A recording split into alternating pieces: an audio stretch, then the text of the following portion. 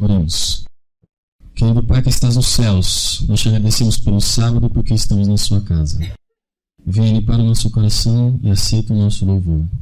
E ajuda para que nós possamos escutar a sua voz. É o que te pedimos e agradecemos. Em nome de Jesus. Amém. Esta semana nós tivemos a alegria de podermos estar mais perto de Jesus a cada noite. E nós tivemos o privilégio de orar. Nós oramos pelos jovens afastados. Nós oramos pelos jovens desempregados. Nós oramos pelos jovens solteiros, para que Deus coloque você a sua parceira certa, pela jovem também. Nós oramos pelos jovens universitários, onde o mundo está querendo trabalhar bastante com esses jovens universitários. Pelos jovens desanimados, onde o inimigo a cada dia está querendo colocar um empecilho na sua vida para você desistir do caminho de Jesus. Nós oramos pela união dos jovens. A união ela faz mais do que a força, ela faz salvação. E nós oramos essa semana, oramos também pelas famílias. E essas orações todas elas foram colocadas aqui através dos papéis e também no teu coração. Além de todos esses itens que foi falado aqui, que nós oramos durante essa semana, nós também vamos orar agora por você ainda jovem que ainda não se envolveu na missão. Quando eu falo jovem, eu não quero citar a idade. Estou falando de missão. Jovens da igreja do Sítio Cercado, que ainda não se envolveu na missão, que ainda está fugindo da missão. Nós queremos orar por você nessa manhã. Que Deus possa tocar no seu coração, jovem. Esse é o momento. Chegou o momento. Quer vivamos ou morramos, somos do Senhor. E agora é o momento. É o momento da missão. É o momento de nos tornarmos fortes agora. Corajosos. Porque tem jovens que estão precisando de você nesse momento. Tem jovens que estão chegando. Tem jovens que ainda não estão chegando, que está longe. Mas é o momento de você deixar ser usado. É o momento de você ajudar na causa do Evangelho. E a Bíblia fala, a profecia fala, que é o seu momento, chegou o seu momento. Então queremos orar por você. Além de renovar a tua vida, o teu compromisso de ser missionário. Chegou. Vamos orar nesse momento. Vamos ajoelhar. Senhor Deus que estás nos céus, nós entregamos nessa manhã, Pai, de uma forma geral, todos os pedidos que chegaram aqui ao seu altar durante essa semana. Nós já sabemos que para muitos o Senhor já deu respostas. Nós sentimos isso, eu vejo isso, Pai. Para muitos o Senhor falou, espera um pouco. Mas às vezes nós somos impacientes, não sabemos esperar. Mas estamos esperando, Pai, essa bênção de transformação, de renovação. Mas muitos, ó Pai, ainda não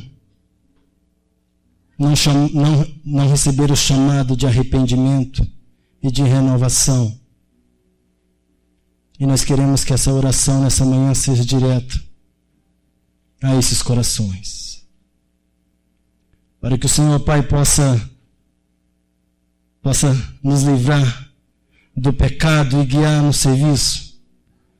Nos guiar na missão que o Senhor nos concedeu, que o Senhor falou que no momento certo ia levantar jovens com disposição para trazer pessoas sinceras aos teus pés. E aqui estão, Pai, todos os jovens da tua igreja e aqueles que não estão aqui também, que o Espírito Santo possa tocá-los para aceitar esse momento de chamado. Não simplesmente, ó Pai, o chamado de batismo, não simplesmente o chamado de reunião, Não simplesmente o chamado de campanha, mas o chamado da missão, o chamado de mostrar a palavra de Deus, o chamado de ouvir a palavra de Deus transformando corações. Queremos que o Espírito Santo trabalhe, incomoda os nossos jovens da nossa igreja, ó Pai. Foi para isso que o Senhor escolheu essa liderança. Foi para isso que o Senhor nos escolheu, ó Pai. E aqui estamos. Para que o Senhor trabalhe em nossos corações e que possamos ser todos transformados. Que possamos ser todos renovados pelo poder do Espírito Santo. Abençoa, Senhor, esses jovens que precisa ser incomodado. Abençoe, ó Pai.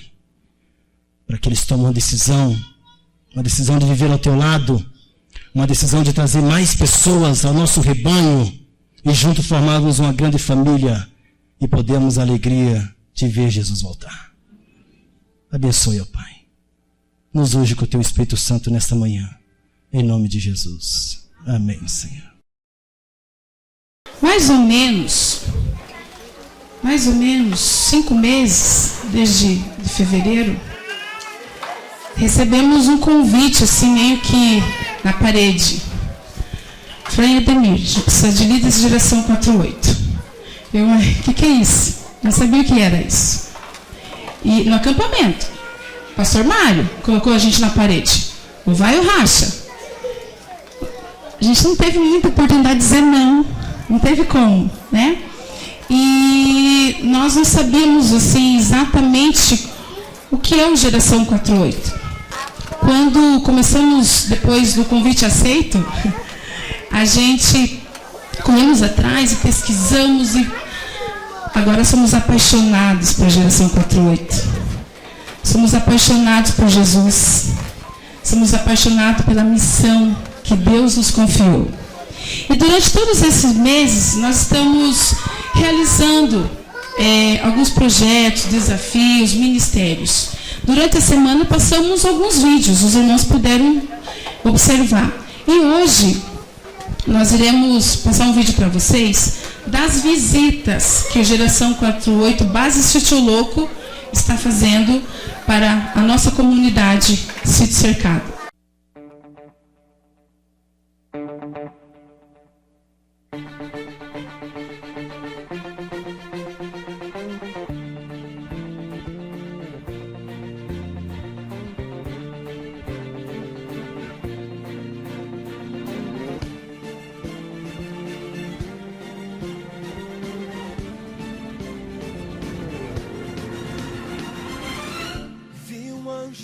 Voando pelo céu, levando o evangelho em suas mãos. Toda tribo, língua e nação irá ouvir. O povo escolhido ergue sua voz, temeia a Deus e dai-lhe glória, pois seu juízo chegou.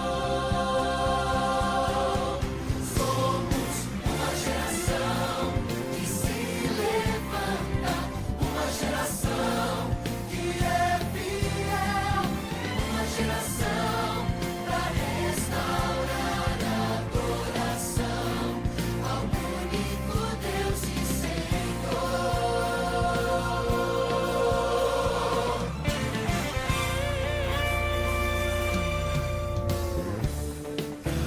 Caiu a grande Babilônia, jamais se levantará.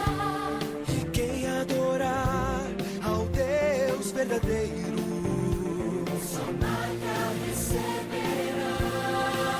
Um povo escolhido ergue sua voz, adorai aquele que fez o céu, a terra e o mar. Somos uma geração que se levanta, uma geração que é fiel, uma geração para restaurar a adoração ao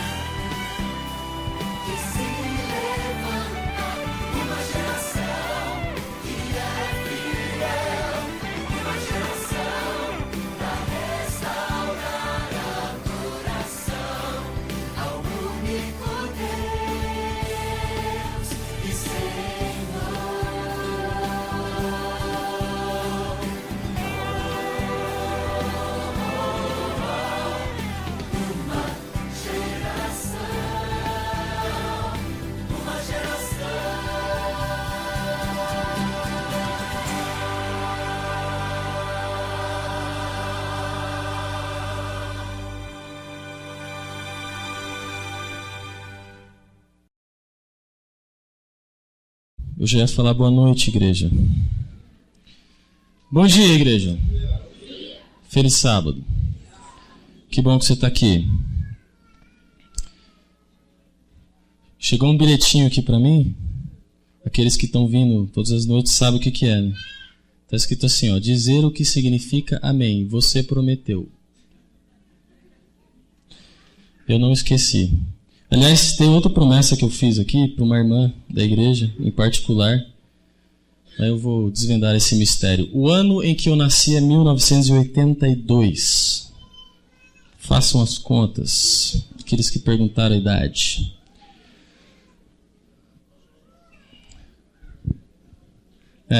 Ela me deu 10 anos a menos ontem, quando ela chutou minha idade.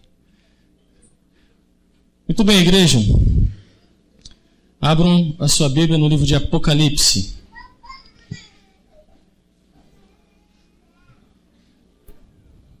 Será que eu consigo andar aqui sem esbarrar nessas coisas?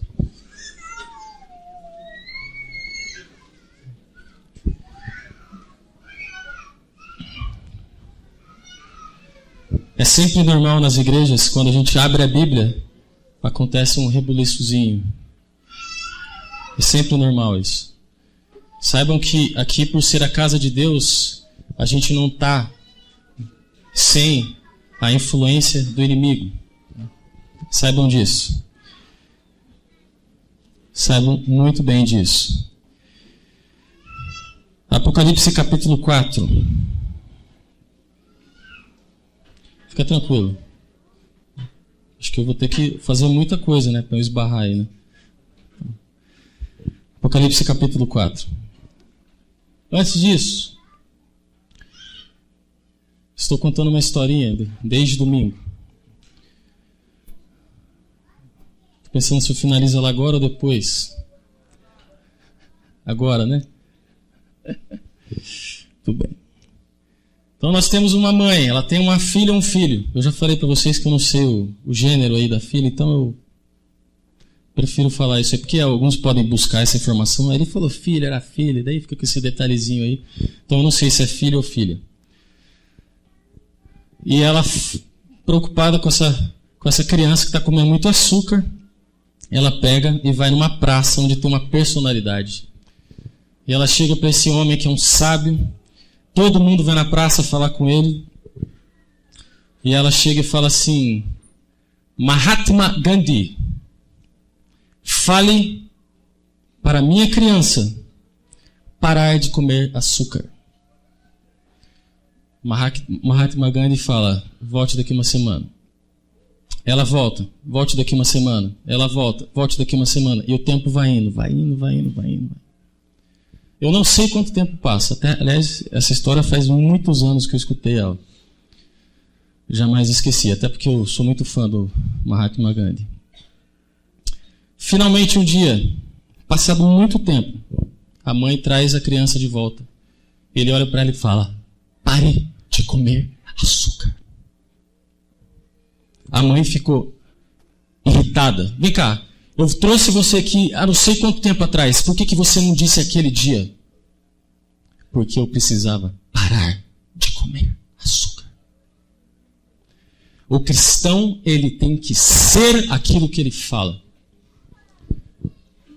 E Mahatma Gandhi não é um cristão. Aliás, acho que a religião dele é hindu. Do hinduísmo. Ele é indiano. E ele parou de comer açúcar. Portanto, ele falava, volte daqui uma semana, porque ele ainda não tinha conseguido. Volte daqui uma semana, porque ele não tinha conseguido. Irmãos, em outras palavras, isso é reforma. Para eu falar para o outro que é ruim para ele, tem que ser ruim para mim também. Para eu falar para o outro que é bom para ele, tem que ser bom para mim também.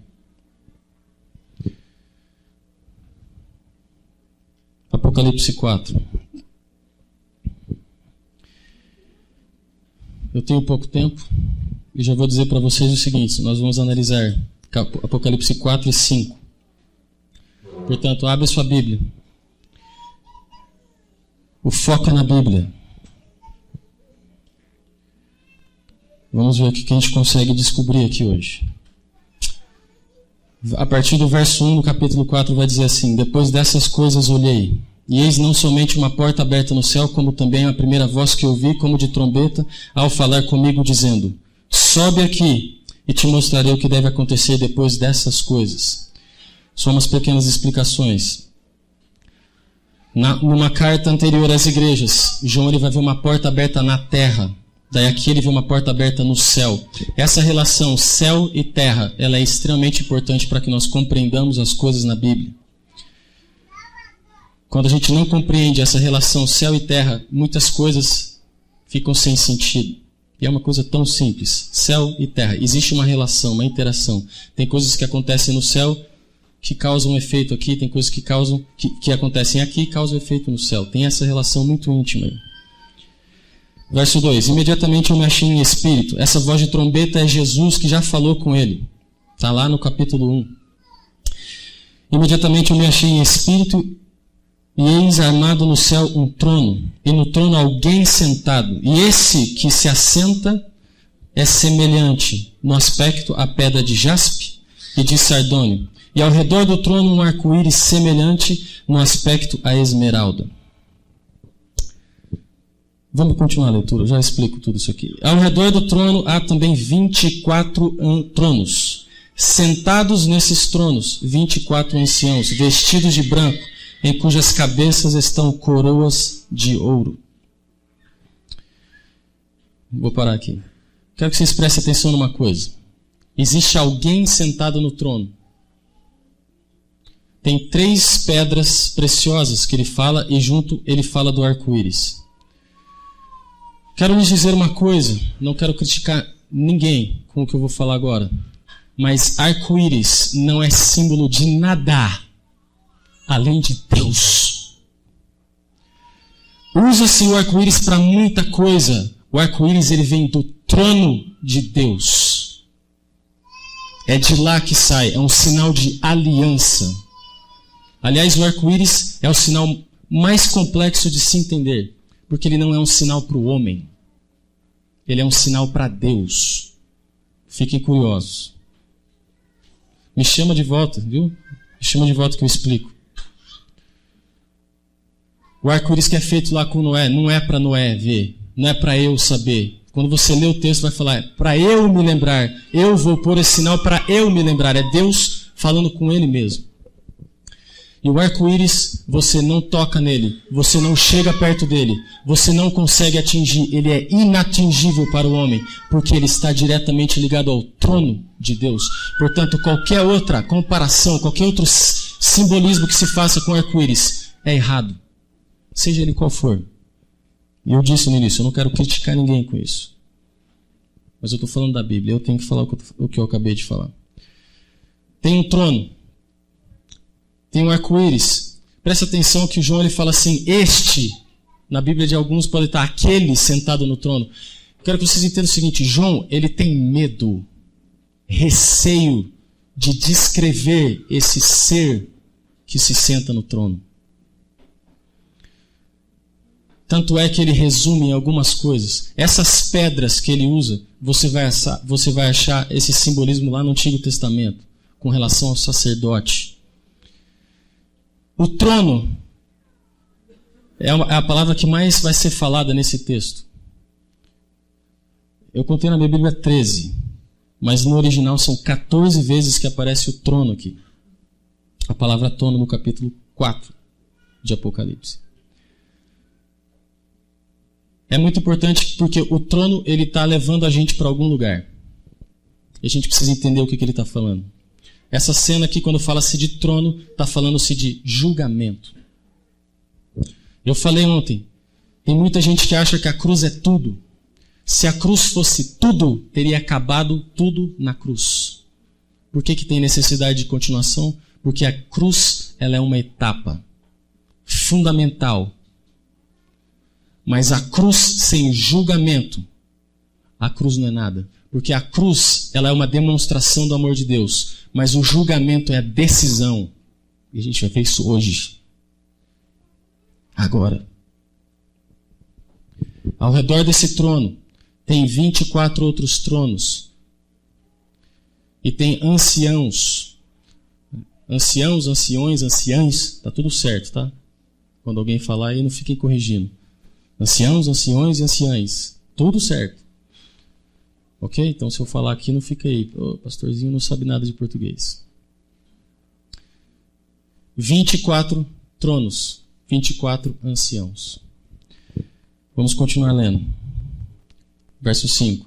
Do trono saem relâmpagos, vozes e trovões, e diante do trono ardem 7 tochas de fogo, que são os 7 Espíritos de Deus. Há diante do trono um como que mar de vidro, semelhante ao cristal, e também no meio do trono, e à volta do trono, 4 seres viventes, cheios de olhos por diante e por detrás. O primeiro ser vivente é semelhante ao leão, o segundo semelhante ao novilho, o terceiro tem o rosto como de homem, o quarto ser vivente é semelhante à água, a águia quando está voando. O Apocalipse ele é cheio de simbolismos. O Apocalipse é um livro extremamente curioso. Eu tenho certeza, não, quase certeza, 90% de certeza, que se eu perguntar para vocês por que esses seres viventes têm o rosto de tal, tal, tal e tal animal, que a gente não vai saber explicar. Outra coisa, se Deus é um Deus de paz, por que tem relâmpago, trovão, tudo isso saindo do trono dele? Se é um Deus de misericórdia, porque do trono dele, de onde saem as decisões dele, tem esse rebuliço todo. Isso aqui de relâmpago relembra o Sinai. É a misericórdia divina. Mas Deus, às vezes, ele tem que chacoalhar. E lá no Sinai ele chacoalha. E aqui também tem um pequeno momento de chacoalho. Tá, eu vou explicar, vocês ficaram curiosos. Leão é o soberano, é o animal soberano selvático. O novilho é a mesma coisa que boi. Ele é o soberano dos animais domésticos. O homem, ele é o soberano sobre todos os animais. A águia é a soberana sobre todos os animais que voam. Aí você vai perguntar, pastor, faltou água? Não, porque tem um mar aqui. Por que eu estou falando isso? A gente já vai entender.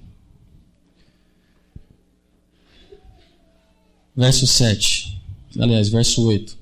E os 4 seres viventes, tendo cada um deles, respectivamente, 6 asas, estão cheios de olhos, e ao redor e por dentro.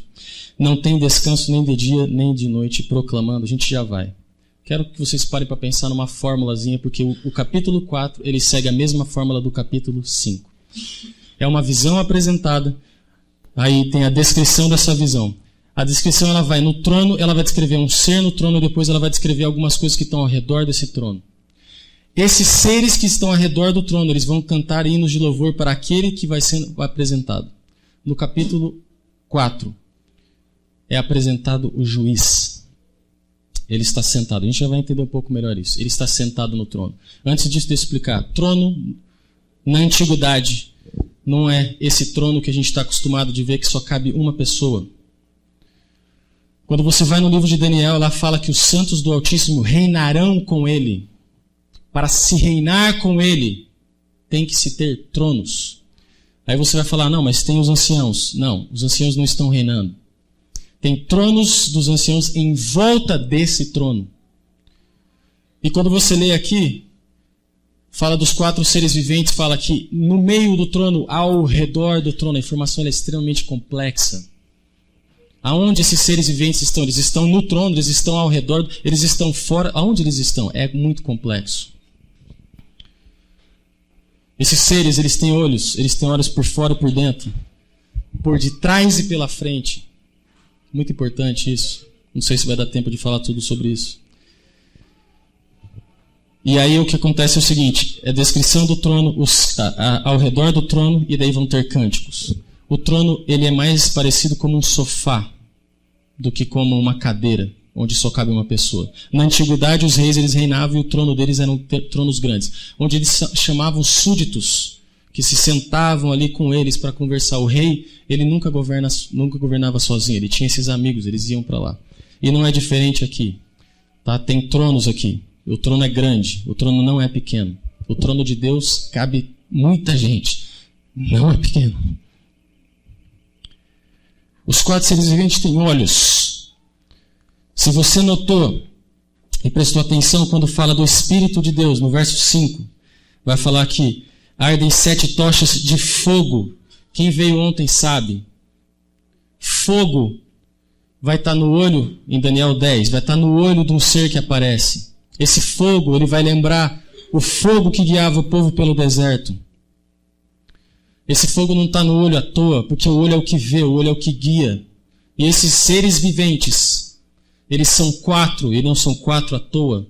Aliás, eu falei de número ontem, até alguém veio falar comigo sobre número no final. Aqui, número é extremamente importante. Por que o número tal está em tal lugar aqui é extremamente importante? Extremamente importante. E esses olhos por dentro e por fora significa o seguinte, que eles sabem. São 4 anjos. Nós temos norte, leste, sul e oeste. São 4 direções. O número 4 na Bíblia ele tem a ver com domínio. O número 4 é um número extremamente crucial aqui. Então esses seres, eles sabem de tudo. Eles têm 6 asas. Eles são anjos. E eles dizem, lá no final do verso 8, Santo, Santo, Santo é o Senhor Deus, o Todo-Poderoso, aquele que era, que é e que há de vir. Esse é o cântico deles. Santo, Santo, Santo. O capítulo 4 e o capítulo 5, eles vão fazer uma apresentação, uma apresentação da Trindade. Deus Pai, ele está sentado no trono, é aquele que João não consegue descrever direito. Vai falar dos 7 Espíritos, é o Espírito Santo. Se você vai em Isaías 11, lá vai ter as 7 formas com que o Espírito Santo se manifesta.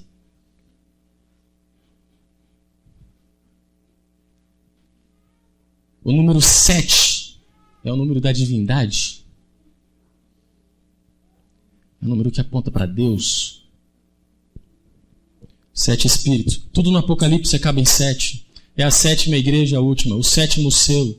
A 7ª trombeta, a 7ª praga. Tudo acaba no 7. Porque daí é a plenitude. Aí é a volta de Jesus. Aí acaba tudo. Aí não precisa de mais nada acontecer. Assim como o sábado, ele é a plenitude da criação. Porque você tem tudo criado. O que falta criar no 6º dia? Nada. Então você tem o 7º dia, que é a plenitude de tudo. Santo, Santo, Santo, aquele que era, que é e que há de vir. Tem os 3 tempos aqui, tem passado, presente e futuro. Deus é santo o tempo todo. Eles têm que cantar isso. Verso 9. Quando esses seres viventes derem glória, honra e ação de graças que se encontra sentado no trono, ao que se encontra sentado no trono, presta atenção, né? Ele está falando de forma bem indireta desse ser, ao que se encontra sentado no trono, ao que vive pelos séculos dos séculos, mas ele está identificando quem é esse ser. Esse ser é Deus. E no verso 10, os 24 anciãos prostram-se diante daquele que se encontra sentado no trono. Adorarão o que vive pelos séculos dos séculos e depositarão as suas coroas diante do trono, proclamando. E aí tem um cântico também desses 24 anciãos. E olha o que eles falam. Tu és digno, Senhor e Deus nosso, de receber a glória, a honra e o poder, porque todas as coisas tu criaste, sim, por causa da tua vontade vieram a existir e foram criadas. Tudo que está aqui no trono está representando a criação. É o animal mais soberano o leão, que é o animal soberano dos selváticos. O touro ou o boi, que é o animal doméstico. O homem que domina sobre todos. O que domina sobre o céu. O mar está ali. Tudo isso para simbolizar a criação. E o cântico ele nos indica: digno és tu, Senhor, porque tu criastes. O número 3 na Bíblia ele indica Deus, ele indica a Trindade. E você vai ver no cântico o seguinte: digno és tu, Senhor, de receber glória, honra e poder. Isso é muito importante, porque a gente vai continuar lendo os cânticos. O capítulo 4, ele está apresentando o Criador. Ele é digno de estar ali. Ele é digno daquele trono, porque ele criou tudo. Ele é digno de julgar, a gente já vai saber isso. O capítulo 5. Vi na mão direita daquele que está sentado no trono um livro escrito por dentro e por fora, de todo selado com 7 selos. Vi também um anjo forte que proclamava em grande voz. Deixa eu parar aqui. Esse verso 1 do capítulo 5, ele está indicando que esse ser que acabou de aparecer, ele é o juiz. Ele tem um livro. A gente vai entender esse livro. E esse anjo vai falar. E aqui a história começa a mudar. E a gente lê o texto, não sabe o texto, a gente não se importa com ele. Se importa, a gente não vai atrás. Enfim, vai aparecer um anjo muito forte no verso 2 e vai falar: quem é digno de abrir o livro e romper os seus selos? Quem? Ele sai proclamando. Preste atenção no verso 3. Ora, nem no céu, nem na terra, nem debaixo da terra, ninguém podia abrir o livro, nem mesmo olhar para ele. Irmãos, preste atenção na informação. Deus acabou de ser introduzido na história. Deus acabou de ser apresentado. E ele fala logo em seguida que ninguém é capaz de abrir o livro ou mesmo olhar para ele. E Deus acabou de ser introduzido. Que Deus é esse? Que Deus é esse que não pode abrir o livro? Deus ele criou, e até aqui a criação está perfeita, porque está tudo representando a criação, só que aconteceu uma coisa errada. O plano de Deus de criação deu errado. A vontade dele soberana deu errado, porque o pecado entrou no mundo. E nem mesmo esse Deus é capaz de abrir o livro. O que está acontecendo aqui?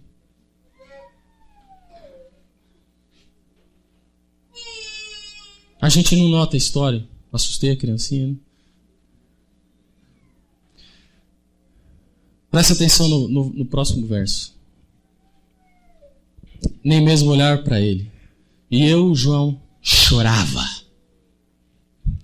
Muito. Porque ninguém era digno de abrir o livro. Irmãos, nós não temos a mesma fé de João. Eu falo isso sem medo. Nem eu, ninguém aqui tem a mesma fé de João. E já vou deixar uma coisa bem clara aqui.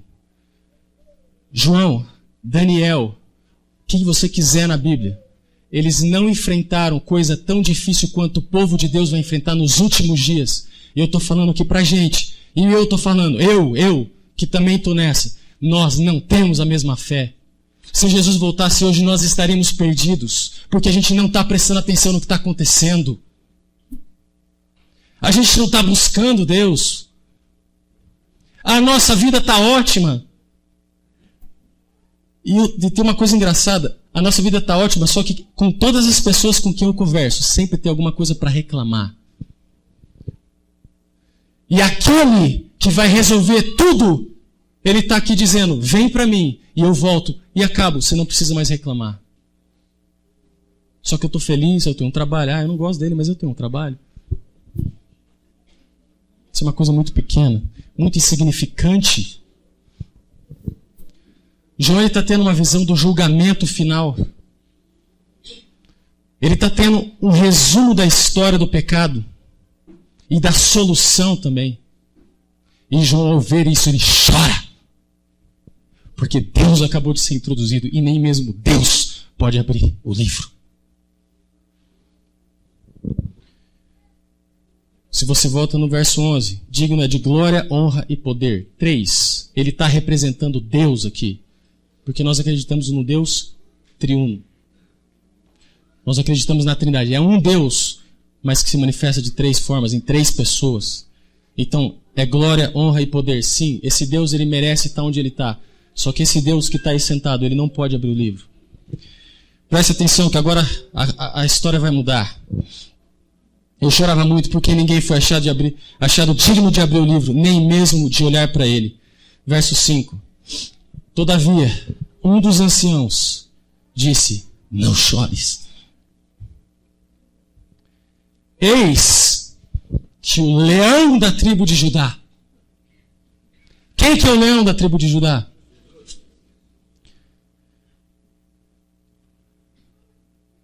A raiz de Davi venceu. Ele pode abrir o livro. Esses anciãos, eles são homens. Eu vou falar uma coisa para vocês, fica só entre a gente. Porque isso é uma coisa que isso aqui que eu estou falando não tem evidência em lugar nenhum. É só uma vontade que eu tenho. Um ancião fala, olha para o cordeiro. Aliás, olha para o leão. Ele pode, é um ancião. Irmãos, eu quero muito, muito que esse ancião seja Daniel. Mas não fala quem é. E também não importa quem é. Porque Daniel deu a primeira profecia. E João tem que continuar.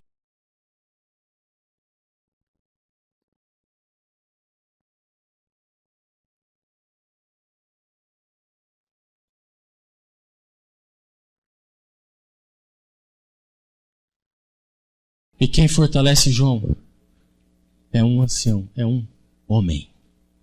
Deus não fala com ele, o anjo não fala com ele. A voz de trombeta que está narrando tudo para ele não fala com ele. É um homem que está ali sentado. Ele fala assim, fica tranquilo. Olha ali, ó. Verso 6. Então vi. Ele fala, o que o ancião fala? Quem que pode salvar? Quem que pode abrir? Quem? Leão. Verso 6, eu vi no meio do trono e dos 4 seres viventes, entre os anciãos, de pé Tem alguma coisa errada aqui. Ele falou de leão. Leão representa o quê? O que significa leão da tribo de Judá? Quem? Um rei. Só que ele olha e vê quem? Cordeiro. Irmãos, tem alguma coisa errada acontecendo aqui.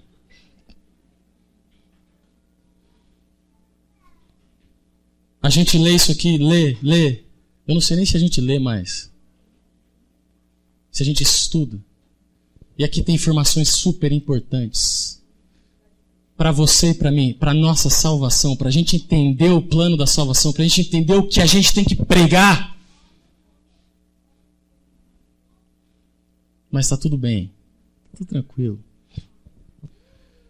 Para ser rei, tem que ser cordeiro. Para ter vida, tem que ter morte. Por isso que ele vê um cordeiro. E presta atenção, outra coisa. No meio dele vê um cordeiro. E esse cordeiro, ele está o quê? Como imolado. O que é imolado? É o cordeiro quando ele era sacrificado. Só que esse cordeiro, ele está de pé. Esse cordeiro não está deitado, ele não está morto, ele está de pé. O que está acontecendo aqui? Está ficando tudo loucura. Muita informação contraditória. Dicotômica. de pé um cordeiro como tendo sido morto. Ele tinha 7 chifres, bem como 7 olhos, que são os 7 Espíritos de Deus enviados por toda a terra. Presta atenção na próximo verso. Veio, pois, e tomou o livro da mão daquele que está assentado no trono, porque ele pode. Porque ele é tanto o rei quanto o cordeiro. Ele é tanto a vida como aquele que venceu a morte. Ele pode.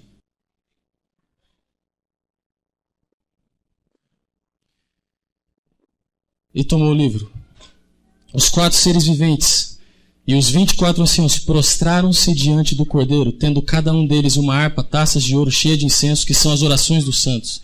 E entoavam um novo cântico, dizendo: digno és de tomar o livro e de abrir os selos, porque foste morto e com teu sangue compraste para Deus os que procedem da tribo, de toda a tribo, língua, nação e povo. Para Deus os constituíste reino e sacerdotes, e reinarão sobre a terra. Muita informação. Eu vou ter que explicar uma coisa antes de finalizar. Quando o rei, esse livro que está aparecendo, ele está escrito por dentro e por fora. O livro que aparece aí não é esse tipo de livro que é a sua Bíblia. Esse tipo de livro que é a sua Bíblia é um formato de códice. O livro que aparece aqui é em formato de rolo. Nós temos aqui, ó, isso aqui enrolado daquele jeito ali. É isso aqui. Aí você enrola ele, e aí você escreve ele por dentro. Porque daí você fecha o livro dessa forma. Então por fora você não vê nada. Só que esse livro está escrito por dentro e por fora. Preste atenção. Ninguém nem pode olhar nele, ninguém pode abrir porque tem selos nele. Mas se você olhar para ele, talvez você consiga descobrir alguma informação, porque ele está escrito por dentro e por fora. Só que ninguém é digno, ninguém pode, ninguém consegue. Tem vários livros na Bíblia. Tem o livro da vida, que é onde é escrito o nome daqueles que estão salvos.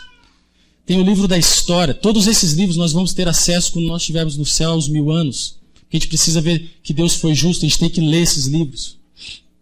Só que esse livro aqui não é esses livros.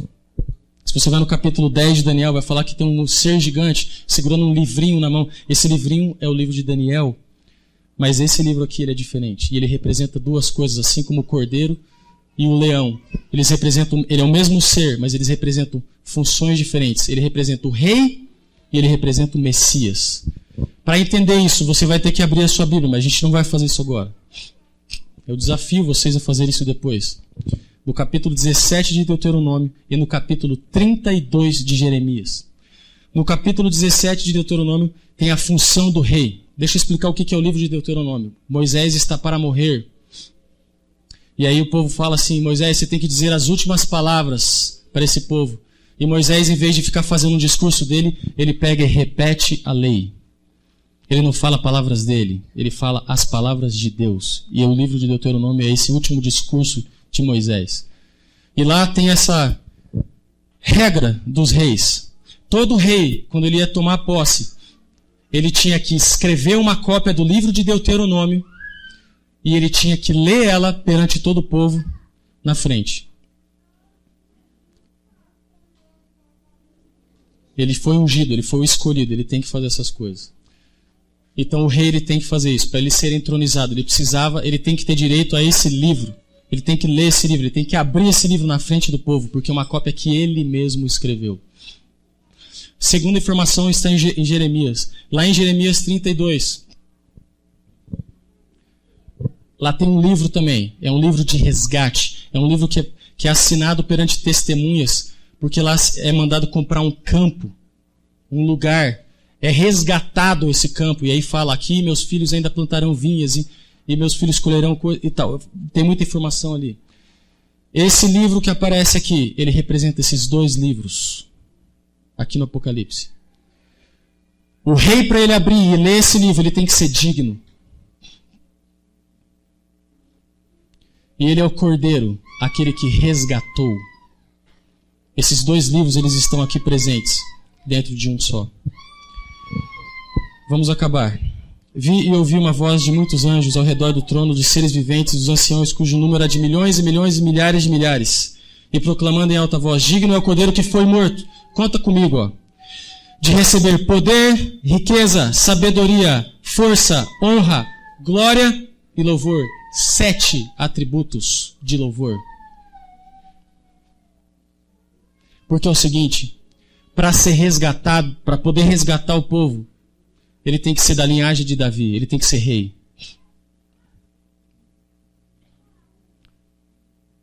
E para ser rei tem que ser da linhagem de Davi. E para resgatar ele tem que ter morrido. E para ter morrido, para ser rei, ele precisa ser Deus. Portanto, ele é digno de 7 louvores. 7 palavrinhas. Verso 13. Então eu vi toda criatura que há no céu, sobre a terra, debaixo da terra e sobre o mar, e tudo o que neles há, estava dizendo: aquele que está sentado no trono e ao Cordeiro, conta comigo, seja louvor, honra, glória e domínio pelos séculos dos séculos. O título do sermão hoje se chama Paradigma do Domínio. Esse Cordeiro, esse Leão, esse Jesus, esse Messias, ele vem para resgatar o domínio, restaurar o domínio de Deus sobre a terra. E aqui o cântico, ele fala: ao que está assentado no trono e ao Cordeiro. E aí fala 4 coisas. Por quê? Porque é domínio. O domínio foi restaurado.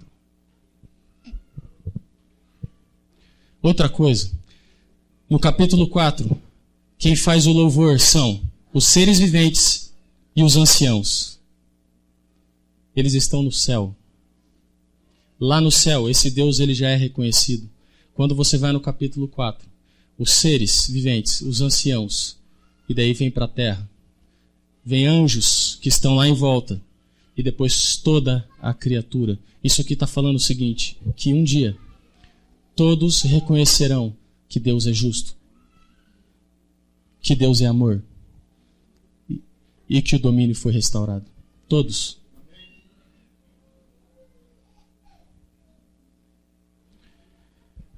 Amém, né?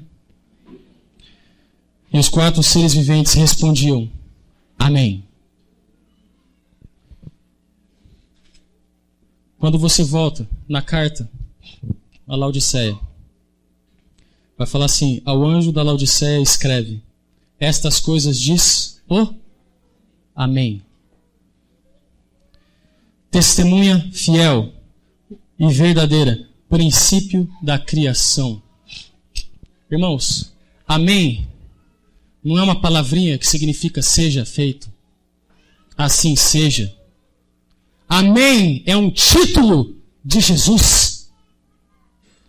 O terceiro mandamento, quando ele fala assim: não tomarás o teu nome, o nome do teu Deus em vão, ele está dizendo o seguinte: não seja um falso crente.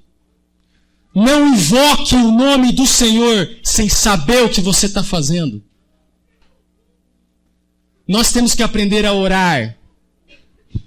Para se falar amém no final, significa eu acredito nisso, eu vivo para isso.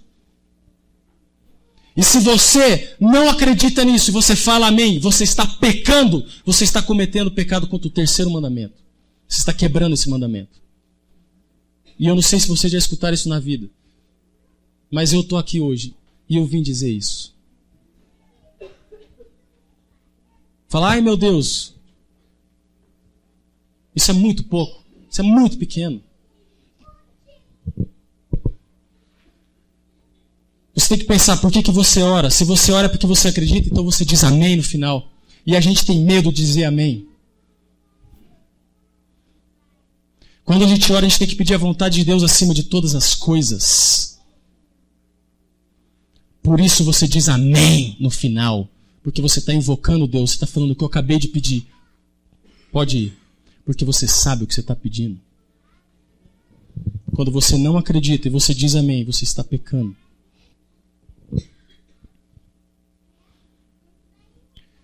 Irmãos, o domínio foi restaurado pelo amém. Amém é a última palavra de uma oração. Ali no texto fala assim, assim diz o amém. Amém é um título. Assim diz a testemunha fiel. Jesus, quando ele veio nessa terra, ele morreu. A palavra testemunha, no grego, ela é martus. Mártire. Mártir, aquele que morre. Está falando dos 3 momentos de Jesus. E daí vai falar do princípio da criação. Esse Jesus, ele é o amém final. Ele é a testemunha fiel que veio e que morreu. E ele é o princípio da criação. Porque ele que criou a gente. E esse ser, ele vem e restaura o domínio.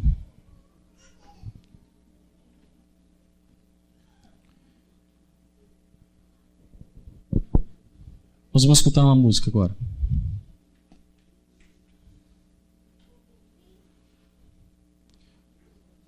Nós não vamos escutar uma música agora. Eu vou fazer o seguinte. Vai lá então. Aquilo que a gente combinou. A gente vai cantar uma música. Supostamente eu vim aqui para fazer semana de oração para os jovens.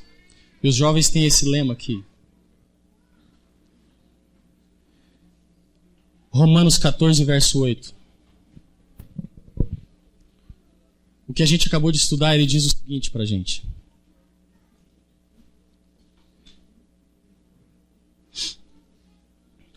Jesus, ele restaura o domínio. É só por causa dele que a gente tem vida.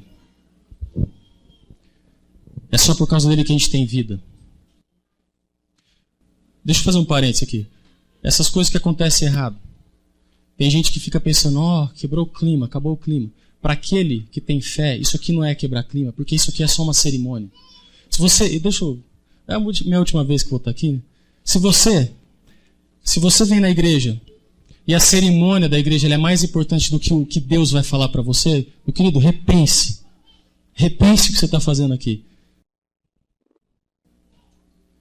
Porque é o seguinte, se o culto aqui é organizado ou não, se acaba em tal hora ou não, isso não vai importar em nada quando Jesus voltar.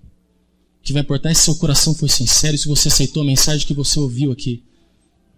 Se você obedeceu, se você falou, não, eu vou fazer isso aqui. Eu aceitei essa mensagem. Esse cordeiro, ele restaurou o domínio. Em Romanos 14, 8 disse, somos do Senhor. Ele é nosso dono, ele nos restaurou. E ele nos libertou. E tem uma frase extremamente interessante ali, que fala assim, quer morramos, quer vivamos, somos do Senhor. O que eu quero dizer para você é o seguinte, a vida só tem valor quando Jesus, ele está na tua vida. É Jesus, presta atenção nessa frase, é Jesus quem dá sentido para a vida do cristão. E tem mais uma que eu acho muito mais forte. Também é Jesus quem dá sentido para a morte do cristão.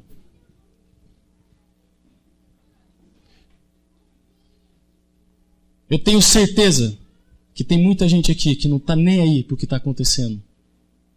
Pois saiba que um dia você vai pedir a morte e ela não vai vir. Talvez hoje seja a última chance que alguns de vocês tenham de escutar que Deus te ama e que Ele restaurou o domínio e que Ele está chamando você para a salvação. Talvez você não goste, esse barbudinho aí falando, não tem problema. Eu disse no primeiro dia, o que vocês fazem ou não contra mim, eu não levo contra mim. Vocês têm que entender que vocês estão na casa de Deus. O que vocês fazem aqui é contra Ele ou a favor dEle. E um dia Ele vai vir.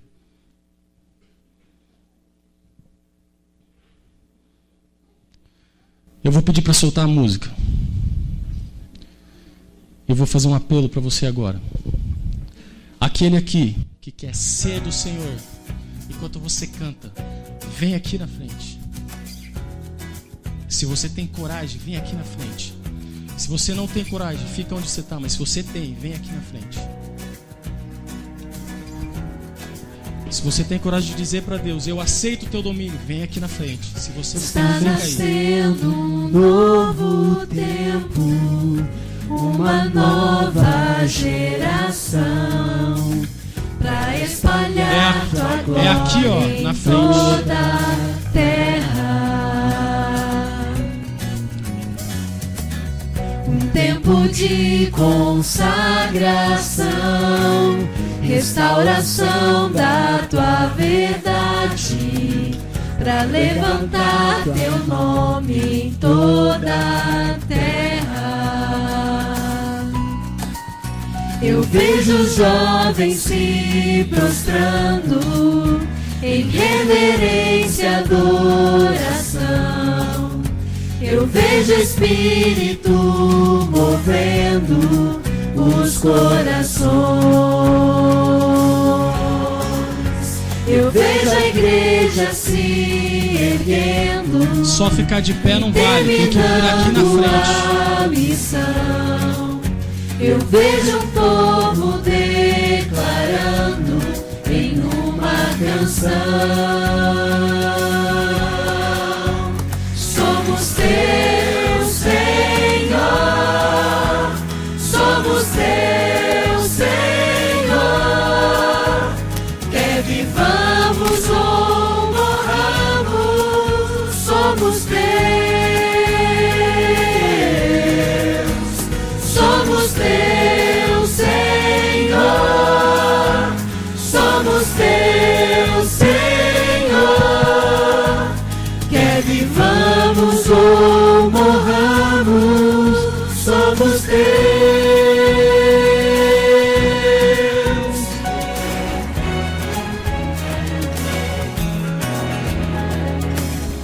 Está nascendo um novo tempo, uma nova geração, pra espalhar tua glória em toda a terra. Tempo de consagração, restauração da tua verdade, pra levantar teu nome em toda a terra. Eu vejo os jovens se prostrando em reverência e adoração. Eu vejo o Espírito movendo os corações. Eu vejo a igreja se erguendo, Canta com vontade. terminando Você acredita a nisso? missão. Eu vejo um povo declarando em uma canção: somos teu Senhor, somos teu Senhor, quer vivamos ou morramos, somos teus, somos teu Senhor, somos teu Senhor, quer vivamos ou morramos, somos teus.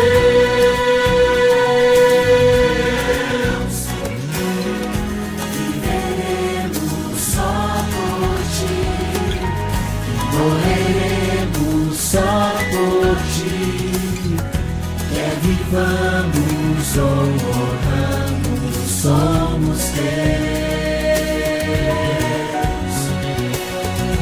Viveremos só por ti, morreremos só por ti, quer vivamos ou morramos, somos teus. Abraça seu amigo. Abraça seu amigo. Canta junto com seu amigo. Somos teu Senhor, quer Se una em louvor. vivamos ou morramos, somos teus, somos teus, Senhor, somos teus, Senhor, quer vivamos ou morramos,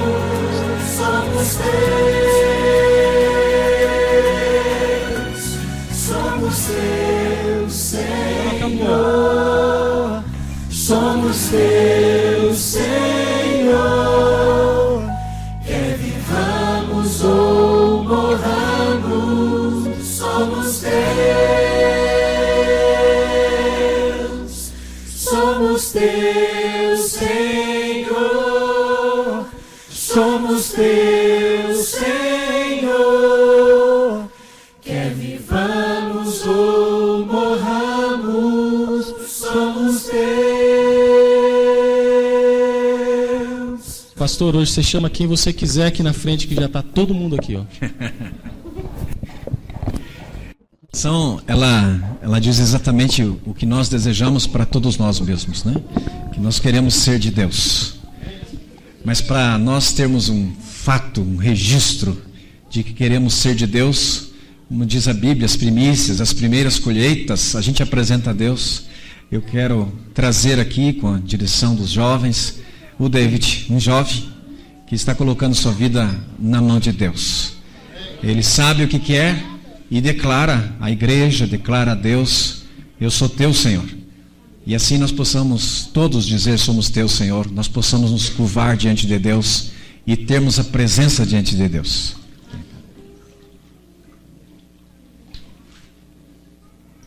Amado Senhor, nosso Deus, aqui está a tua igreja, buscando renovar sua vida contigo. Tua igreja que quer ser tua apenas, Senhor. Todos nós queremos andar contigo. E para representarmos isto, nós temos aqui o David, que entrega a tua vida, Senhor, hoje a ti, porque ele quer servir ao Senhor, ele quer ser teu. Por isso, seguindo a ordem do Mestre Jesus, como ministro do Evangelho, eu o batizo em nome do Pai, do Filho e do Espírito Santo. Amém, Senhor.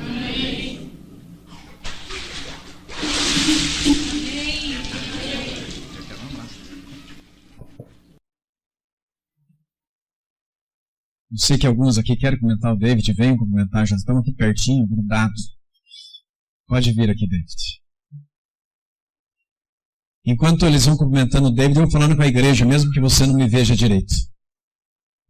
Nós vamos ter uma semana de colheita aqui na igreja, no meio de setembro.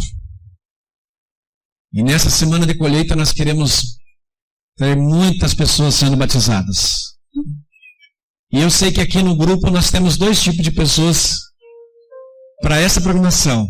Uns são aqueles que querem ser batizados. Por favor, procure aquelas pessoas que você já conhece, a liderança da igreja, e dê seu nome para esse dia. E eu tenho um outro grupo aqui que são os irmãos que estão dando estudos bíblicos, irmãos. Prepara seus candidatos. Deixe eles prontos. Para que em setembro a gente tenha aqui uma igreja cheia de pessoas entregando sua vida a Jesus Cristo.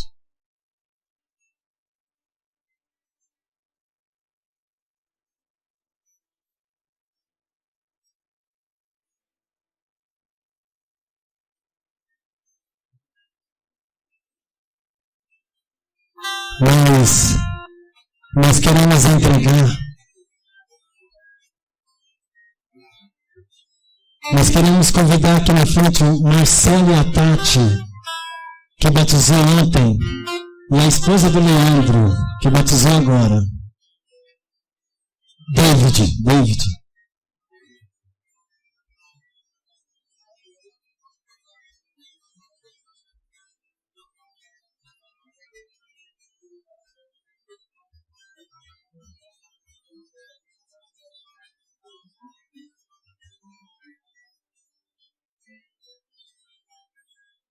Esse é um simples presente, mas de muito valor para os nossos amigos, geração 48 que estão seguindo agora. 28 verdades para o jovem.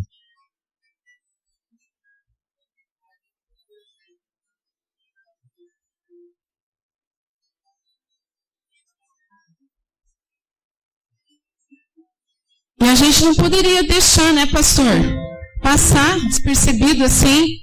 O Ministério Jovem agradece, a igreja toda agradece você, tá? E a gente tem uma lembrancinha para te entregar, em nome do Geração 48, Base Sítio Louco. Tenho certeza que nunca mais você vai esquecer da gente. Jamais. Presentinho. Antes, atenção pessoal, volta para os seus lugares, em reverência. Isto. Base do Sítio Louco. Qual que é o nosso grito de guerra? Tá fraco. Salvação e serviço. Deus abençoe a todos. Vamos dar o presentinho do pastor então.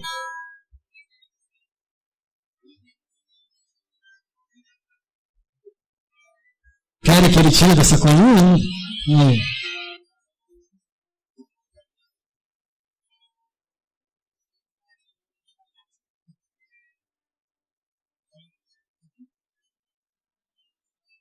Foi você que escolheu? Foi uma amiga muito especial que escolheu pra gente, tá bom? Igreja, muito obrigado pelo carinho de vocês. Se eu não causei nada de ruim, eu espero voltar aqui. Foi muito gostoso estar aqui.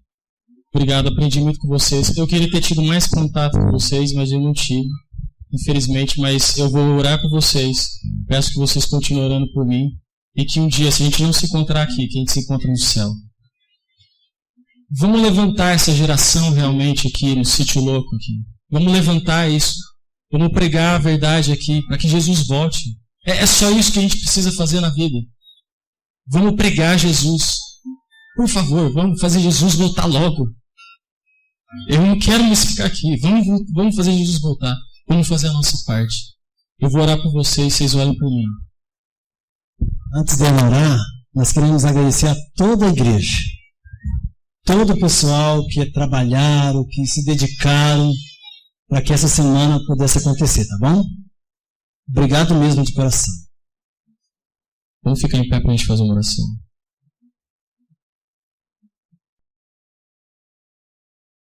Querido Pai que estás nos céus, o seu Espírito falou durante a semana inteira. Alguns ouviram, outros não. Mas nós não podemos desistir. A sua palavra ela tem que ser pregada e o seu estandarte tem que ser levantado para que todo o mundo veja. Ajuda para que cada pessoa que está aqui hoje, se ela não decidiu hoje, mas que ela possa decidir ainda, ser uma bandeira de Cristo por onde ela está. Colocando o nome de Jesus lá em cima e proclamando a salvação. E Jesus, volte logo. Volte logo. Levanta essa geração para pregar logo, para dominar o mundo e para que o Senhor volte logo, para que acabe com esse mundo de pecado e de desgraça. Nós te pedimos isso em nome de Jesus, com a bênção da sua presença durante esse sábado. Em nome de Jesus. Amém.